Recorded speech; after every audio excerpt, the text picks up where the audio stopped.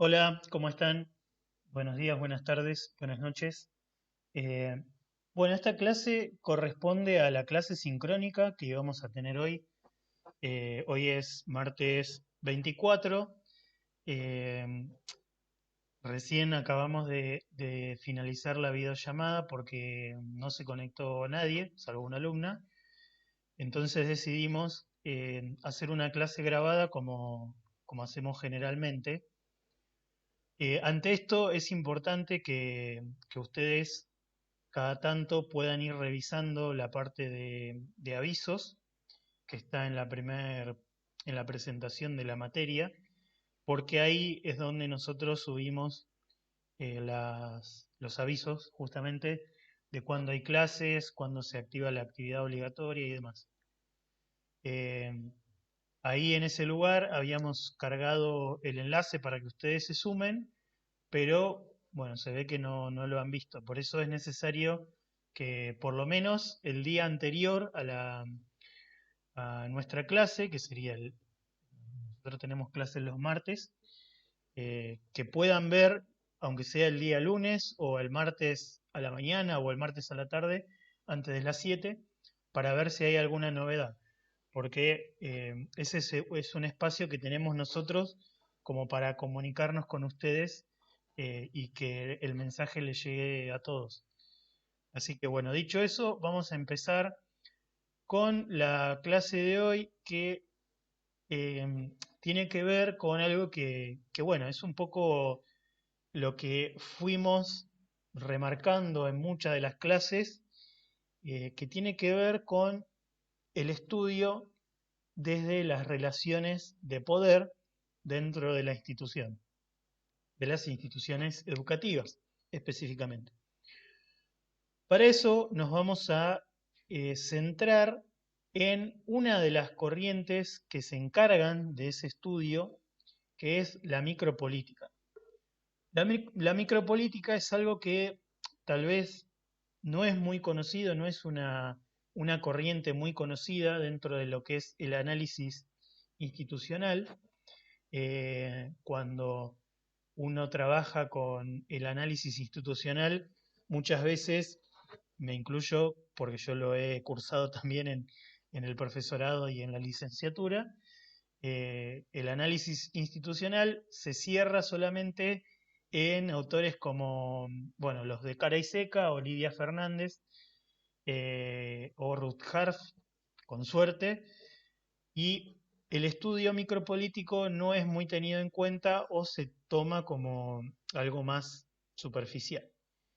Entonces, nos pareció interesante con la profe Cecilia poder incorporarlo a esta materia, ya que nos va a brindar herramientas para poder entender mucho mejor cómo son las relaciones de poder dentro de las instituciones, cómo son los conflictos, cómo surgen, son buenos, son malos los conflictos, son necesarios, no son necesarios. Y la micropolítica viene un poco a poner foco en estos conceptos. Entonces, primero, ¿qué entendemos por micropolítica? ¿Qué es la micropolítica? Podríamos decir que es una corriente de la sociología que estudia las dinámicas internas de una organización educativa, una organización y en este caso una organización educativa, una institución educativa.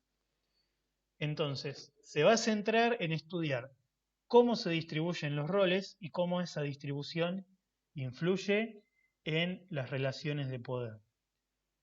¿Qué papel cumple la ideología? Algo interesante que toma la micropolítica, que muchas veces es dejada de lado en los análisis de las instituciones educativas, es la ideología, porque pareciera que la ideología es como una mala palabra dentro de la escuela, porque se suele relacionar con el adoctrinamiento, incluso la misma palabra política es una mala palabra dentro de la escuela.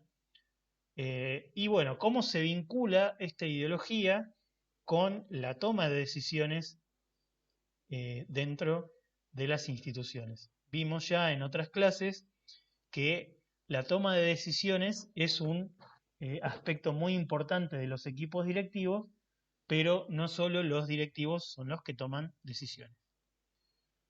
Bueno, ¿qué papel cumplen las culturas institucionales? Que esto ya lo vimos también cuando hablamos de las distintas culturas en las primeras clases. ¿Cómo se conforman los grupos dentro de las instituciones y cómo estos grupos eh, van a, grupos e individuos también, cómo estos grupos funcionan a partir de los intereses personales o los intereses de grupos que tiene cada miembro de la institución? Entonces la micropolítica va a estudiar específicamente esto. Ahora bien, una definición un poco más teórica, ¿sí? Vamos a leerla. Dice que la micropolítica se refiere al uso del poder formal e informal. Cuando hablamos de poder formal, estamos hablando del poder, podríamos decir, autorizado por la normativa, lo que sería el organigrama de la institución. E informal, que para mí es el más interesante para analizar dentro de una institución, es aquel que se ejerce justamente en las luchas de poder para conseguir imponer una voluntad personal o grupal. Entonces, de poder de formal o informal por los grupos e individuos a fin de alcanzar las metas en las organizaciones. En gran parte, las acciones políticas resultan de las diferencias percibidas entre los grupos e individuos, unidas a la motivación por usar el poder para ejercer influencia y o proteger los intereses. Aunque tales acciones están motivadas conscientemente, cualquier acción consciente o inconscientemente motivada puede tener una relevancia política en una situación dada. Tanto las acciones cooperativas y conflictivas como los procesos forman parte del dominio de la micropolítica.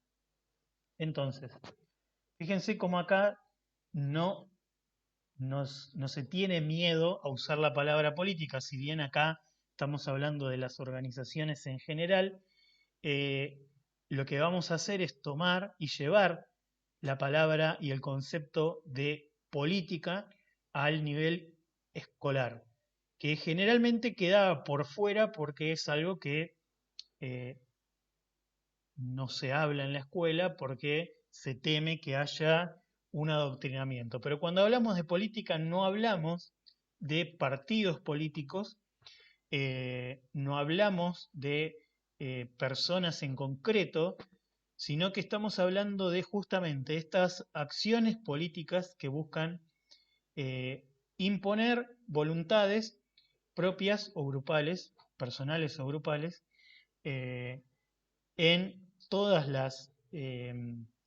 acciones que ocurren en la institución.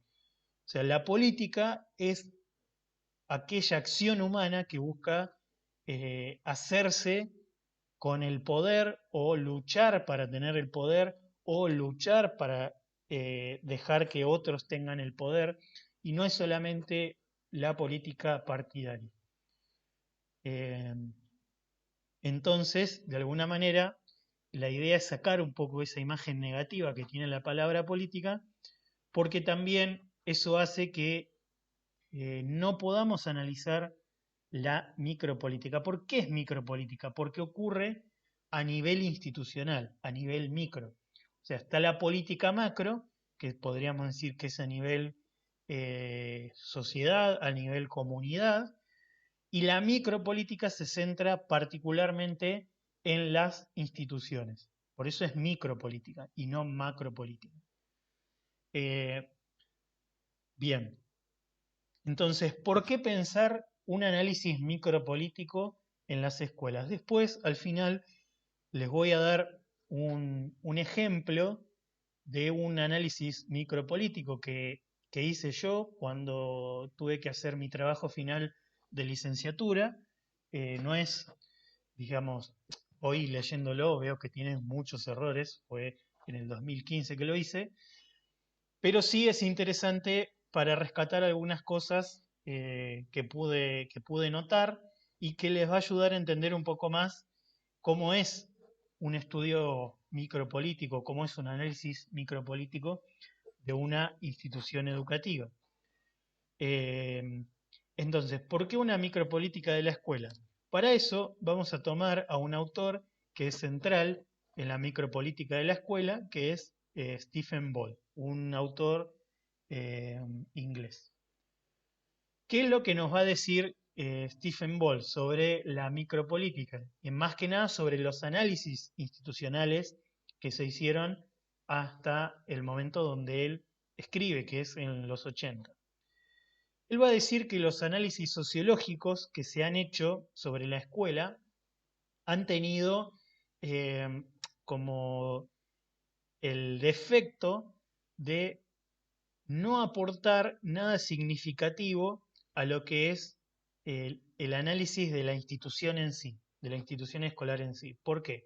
Porque va a plantear que primero lo hacen desde afuera de la institución, lo hacen con una mirada externa, analizando cuestiones externas de la institución, y por otro lado lo van a hacer tomando conceptos que no son propios de la escuela. Entonces, los análisis anteriores van a usar conceptos que fueron tomados del análisis empresarial o de industrias y no de análisis escolares. Entonces él va a proponer un análisis alternativo para esto y como resultado va a proponer la micropolítica. ¿Qué va a decir él sobre la micropolítica? Que la micropolítica va a ayudar a ver el lado oscuro o en alguna ocasión, tal vez lo leyeron, la caja negra de la escuela, aquello que no se ve a simple vista, que no se puede ver desde afuera y que implica estar dentro de la escuela para poder analizarlo. Por eso él va a proponer el método etnográfico. No me acuerdo ahora si ustedes tienen investigación educativa, pero si tienen, van a ver seguramente este método, que básicamente implica entrar en el terreno para analizar, para observar y para realizar la investigación, participar activamente de ese campo, de esa institución que se está investigando, y no hacerlo desde afuera como algo, como un agente externo. Entonces él lo que dice es que para entender la escuela hay que entrar en la escuela para poder investigarla a fondo y descubrir esta caja negra o este lado oscuro de la institución. Ese lado oscuro va a estar caracterizado por justamente la lucha y los conflictos que se dan en base a las conquistas de poder. Como ya lo vimos en otras clases, esta lucha de poder puede darse por cuestiones hasta que nos pueden parecer insignificantes, como el uso de un espacio, como el uso de un sillón, como el uso de una mesa, como el uso de un banco, ¿sí? El uso de un aula. Puede haber una lucha de poder por eso, hasta cuestiones más complejas como la toma de decisiones sobre algo importante de la vida institucional. Entonces, por eso es interesante poder entrar en la escuela para poder analizar esto. Algo interesante también, que no lo dice Stephen Ball, sino que lo van a decir autores que se encargan de pensar la etnografía escolar, es que el docente, o en el caso de ustedes, el bedel o el preceptor, son investigadores, pueden ser investigadores dentro de la institución escolar porque nosotros como docentes o ustedes como preceptores y bedeles conocemos justamente estas cuestiones eh, que no son observables a simple vista y que si somos capaces de generar como una somos capaces de apartarnos un poco de nuestro ritmo cotidiano, vamos a poder investigarlo y producir cosas interesantes sobre eso. Pero bueno, ese es otro tema aparte, ¿no? Que tal vez si tienen investigación, ahora no me acuerdo, tal vez lo vean. Bien.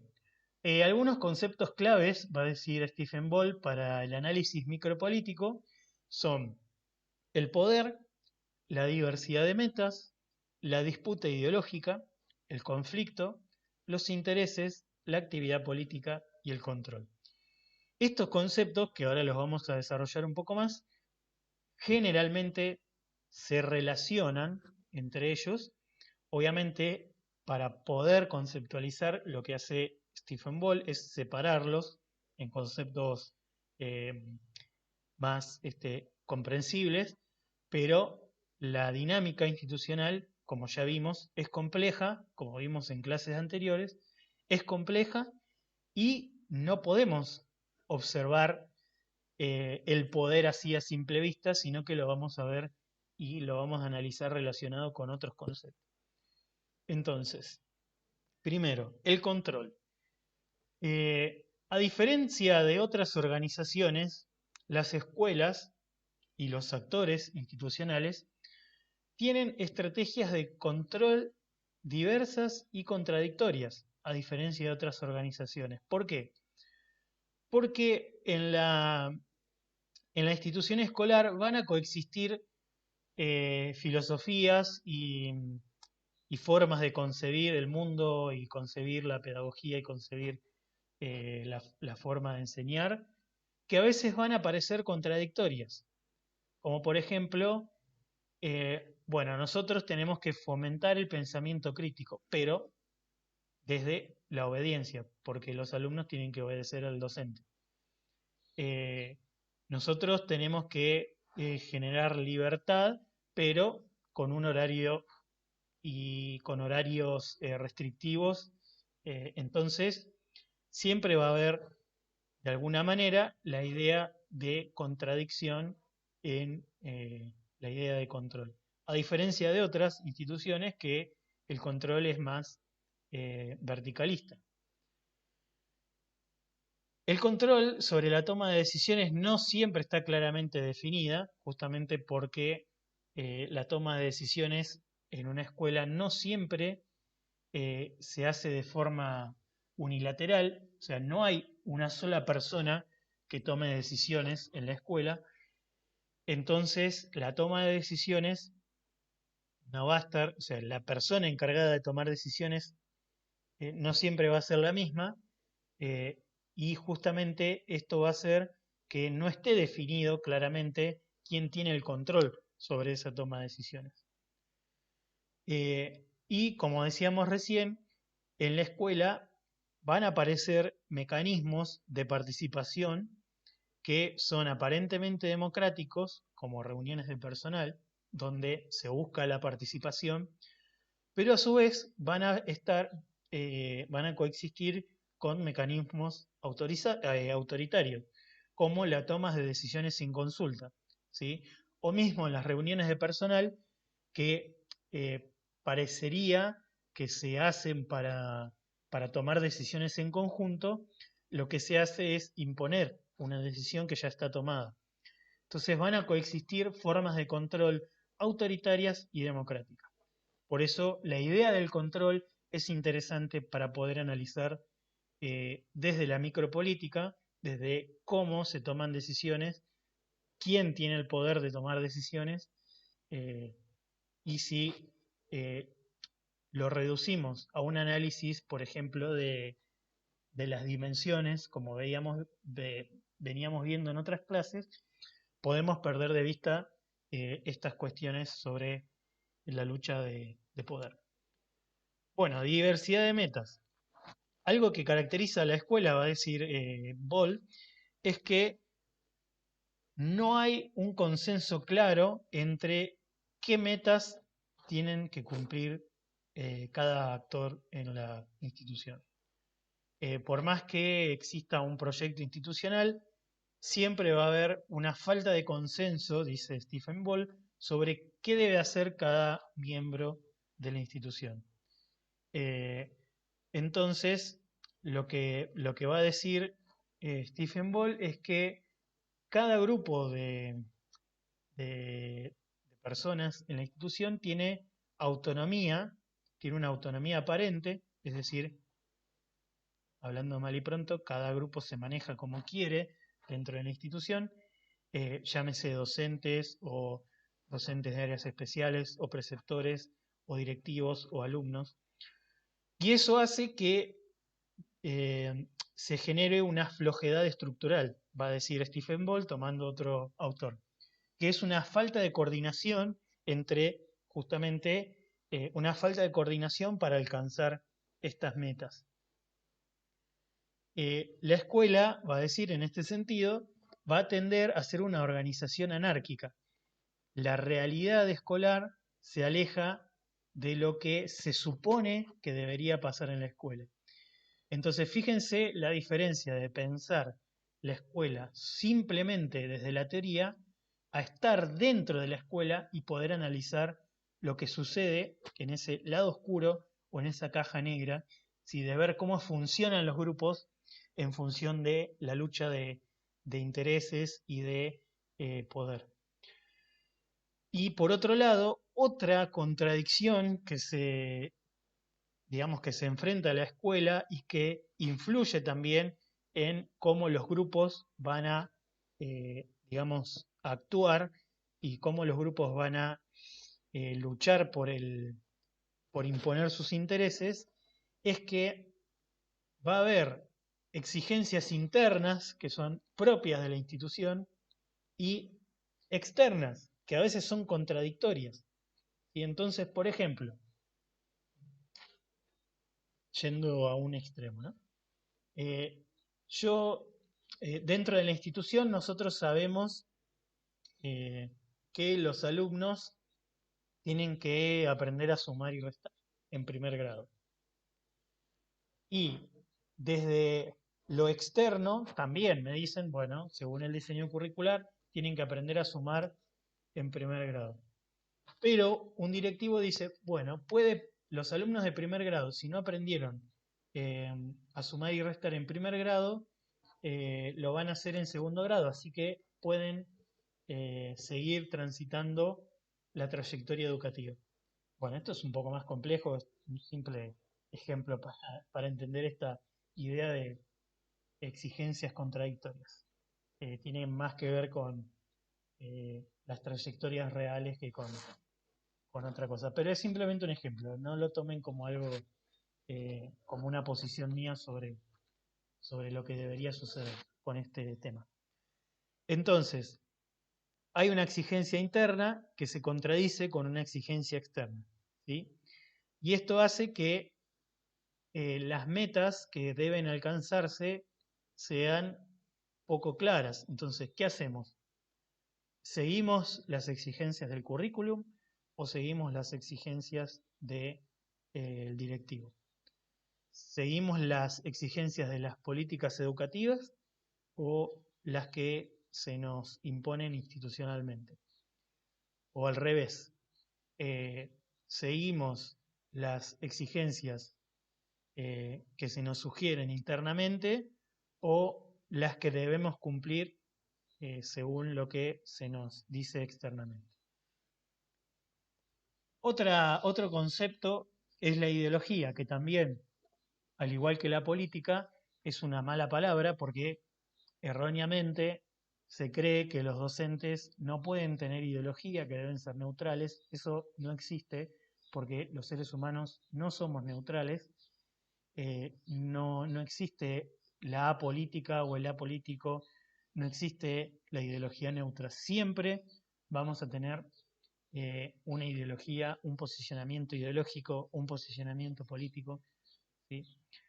Político en términos generales y políticos también en términos partidarios, ¿no? Y no está mal, porque somos seres humanos y el ser humano es un animal político, como lo dicen algunos filósofos. Eh, lo que está mal es buscar imponer una forma de ver la realidad, eso sí, podríamos cuestionarlo.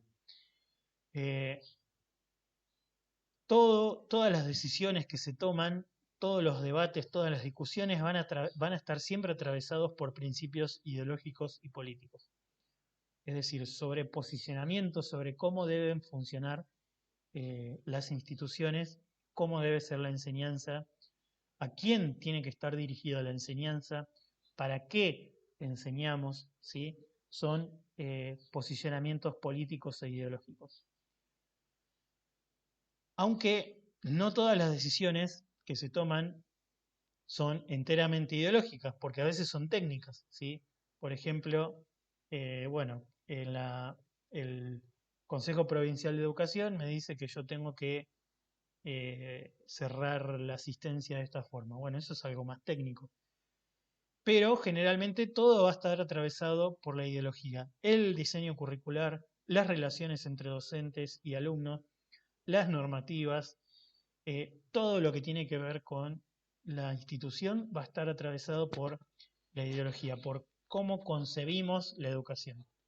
Entonces, tenemos que dejar de pensar que la ideología es una mala palabra y tomar, porque si la pensamos así, la vamos a dejar fuera del análisis institucional.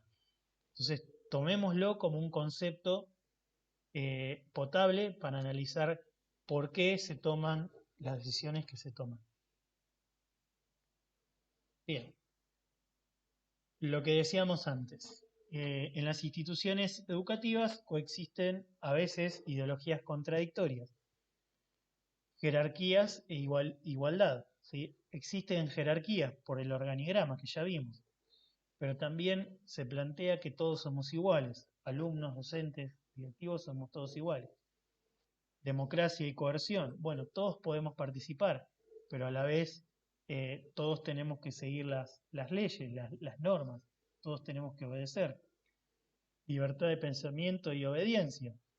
Todos tenemos, todos somos libres para opinar, pero a su vez tenemos que obedecer lo que nos dicen los directivos, lo que nos dice el docente. Entonces van a coexistir ideas que hasta a veces son propiamente contradictorias y esto también resulta interesante para poder ver cómo estas contradicciones hacen que las instituciones funcionen, cómo estas ideas contradictorias influyen en el día a día de las instituciones. Bien, según Stephen Ball existen tres grandes tipos de intereses, intereses personales y grupales. Los que son creados en función de las condiciones materiales, como el sueldo. Entonces, eso, digamos, ese interés va a influir en cómo un actor institucional actúa en una institución. Ideológicos, que son aquellos que tienen que ver con las posiciones filosóficas y políticas, y personales con la satisfacción de necesidades institucionales, ¿no? O sea, cómo esa necesidad de imponer una voluntad va a influir en cómo ese actor va a desarrollarse en la institución. Bueno, todo lo que vimos antes va a derivar en conflictos que se van a traducir en luchas por el control, luchas por el poder. Las escuelas son un campo de luchas, siempre va a haber conflictos en curso o potenciales, y como vimos creo que en alguna clase, no todos los problemas son conflictos, y algunos conflictos pueden permanecer ocultos o implícitos. Por otra parte, es interesante pensar al conflicto como algo necesario, como algo natural de todas las relaciones humanas. No es, el conflicto no es siempre destructivo, eh, incluso podríamos decir que es algo saludable, porque justamente permiten las transformaciones, siempre y cuando ese conflicto se gestione de forma adecuada, ¿no es cierto? Eh, y se busquen soluciones para ese conflicto.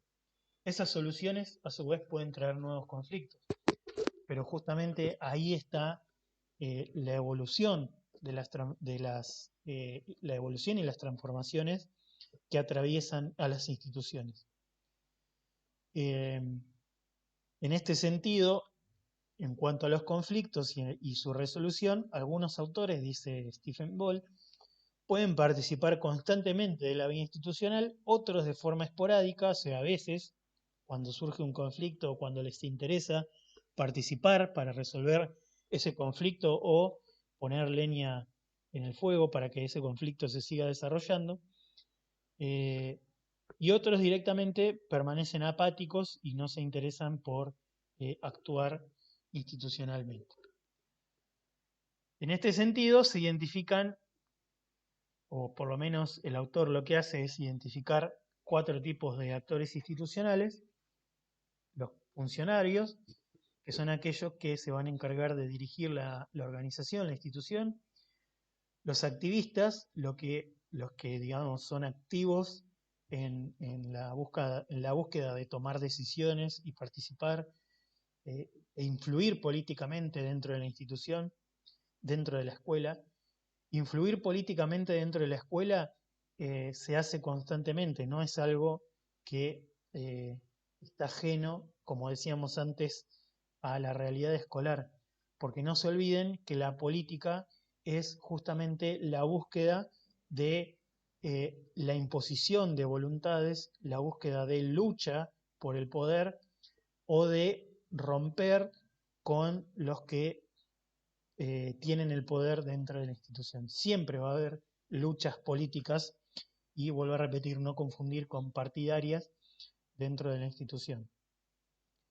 Las personas alerta, que son aquellas que intervienen cuando hay problemas solamente y después se mantienen al margen de la participación política e institucional; y los apáticos, que directamente no se involucran en nada. Y volvemos a lo mismo. Hay presiones externas que van a influir en cómo se desarrollan los conflictos. Un ejemplo es cuando viene una política educativa nueva, por ejemplo, a la escuela, y los directivos buscan que esa política educativa se desarrolle y los actores institucionales pueden estar en contra de esa política educativa, o algunos pueden estar a favor o algunos más o menos. Entonces eso va a generar una lucha política por lograr imponer una voluntad.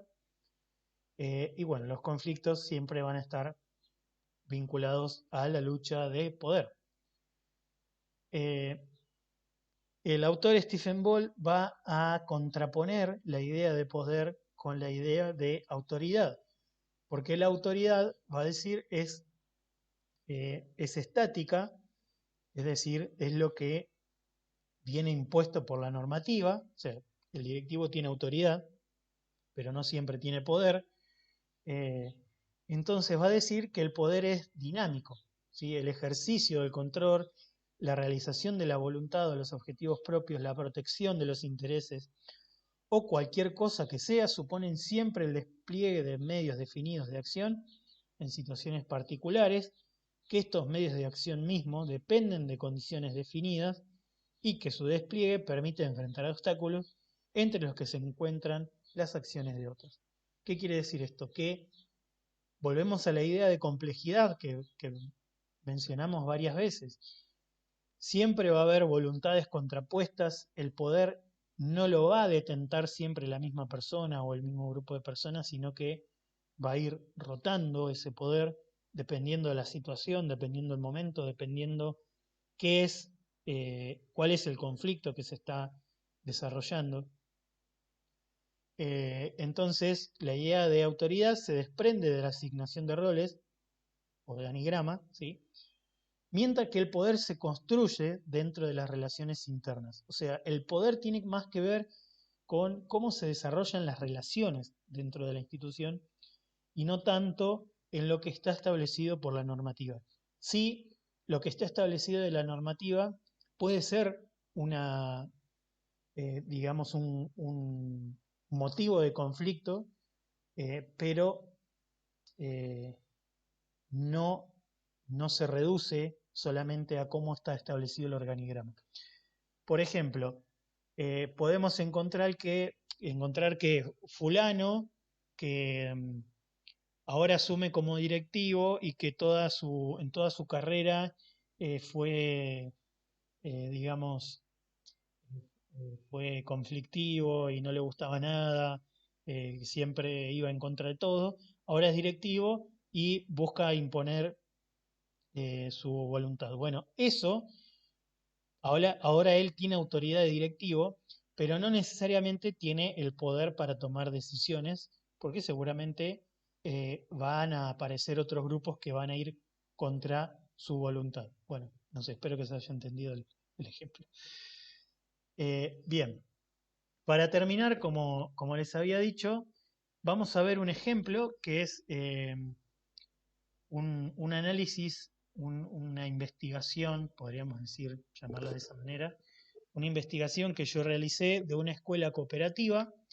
Brevemente les cuento, la ley 26.206 establece que las escuelas tienen 4 tipos de gestión posible: pública, privada, perdón, estatal, privada, de gestión social y gestión cooperativa. La característica de la gestión cooperativa es que está gestionada por los propios trabajadores de la escuela. Es una institución donde yo trabajé, de la provincia de Buenos Aires, y que tenía esta característica. El equipo, digamos, de gestión, podríamos, para explicarlo rápidamente, aunque no es tan así, pero bueno, los dueños, entre comillas, de la institución, éramos todos los trabajadores de la institución.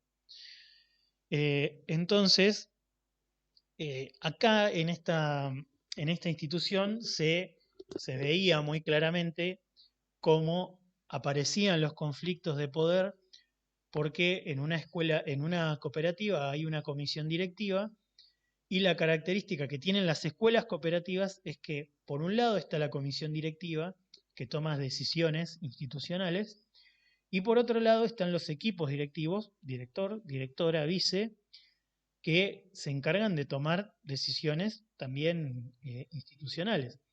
Entonces es interesante, por lo menos a mí me pareció interesante en ese momento, analizar cómo chocaban la comisión directiva con el equipo directivo en cuanto a la toma de decisiones.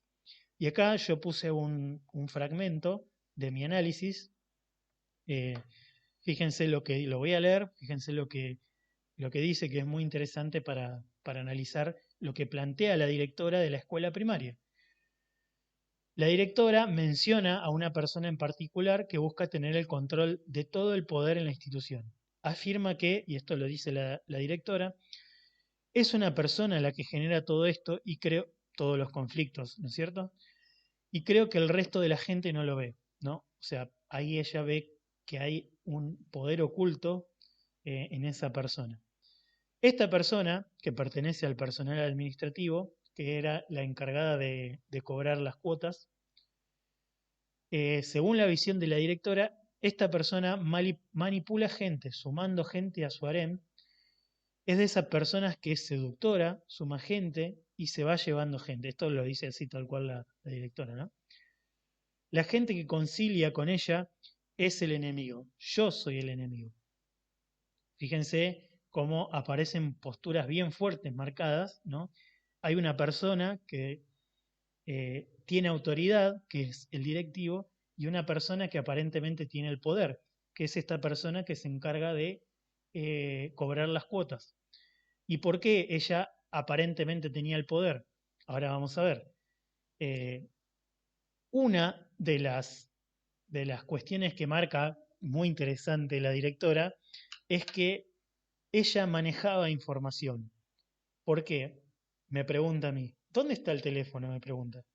El teléfono estaba claramente, el teléfono, digamos que, de la institución, el teléfono que los padres, las familias llaman para decir, bueno, hoy voy a retirar a mi hijo, a mi hija, o para que la institución llame, mirá, tenés que venir a buscar a tu hijo porque se siente mal, bueno, tenés que venir a la reunión de padres, qué sé yo, o sea, todo ese teléfono institucional estaba en la oficina de esta persona que manejaba el tema de las cuotas. Entonces me pregunta, muy interesante la directora, ¿dónde está el teléfono? Y dice, siempre tienen que saber quién te llama, qué preguntan. Si uno tiene que llamar a un padre, no tiene por qué esperar a que se abra la puerta de administración. Yo creo que eso es su poder, ¿no? Y ahí Stephen Ball muy claramente dice, la información es una fuente de poder en la organización. La persona que está al tanto, o sea, la que está informada, puede ser muy solicitada y bien considerada por sus colegas. O sea, la persona que maneja la información en la institución es la persona que tiene poder. La información tiene un valor estratégico en esta situación y la directora lo entiende de esa forma. Otra cosa que menciona la directora, sentía que por momentos somos parte todos, somos cooperativa, no se olviden que todos formamos parte de la cooperativa, todos formábamos parte de la cooperativa en ese momento, todos teníamos capacidad de voz y voto. Somos cooperativa cuando tenemos que venir a trabajar para tal cosa o para otra. Y no somos cooperativa para que la información circule. Fíjense cómo eh, se centra ella en la circulación de la información. Es muy interesante eso para analizar. Y ahí siento que se cierra un círculo muy íntimo. Hay grupos de poder claramente definidos, donde un par de personas manejan determinada información o les pasa algo y queda entre esa gente. O sea, ellos pasan la información que les interesa filtrar. Y con eso terminamos. La idea de mostrarles este ejemplo es para que entendamos cómo, cómo podemos o qué cuestiones podemos analizar desde la micropolítica en las instituciones educativas. Eh, Tal vez si les interesa les puedo subir este trabajo que hice. Eh, no es obligatorio que lo lean, simplemente era un ejemplo para que puedan entender qué es lo que se analiza desde la micropolítica en las instituciones. Bueno, vuelvo a repetir, estén atentos a los avisos. En la sección de avisos, nosotros siempre ahí subimos información importante para la organización de la cátedra. Bueno, nos vemos la próxima y estén atentos. Saludos.